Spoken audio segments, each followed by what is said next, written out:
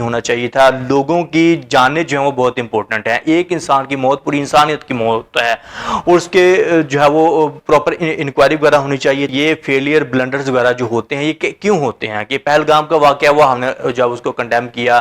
और उसके बाद श्रीनगर की जो प्रवास थी, अब इंडिया का मौकफ इसके बीच में ये था कि ये जो श्रीनगर की प्रवास थी अब कुछ दिन पहले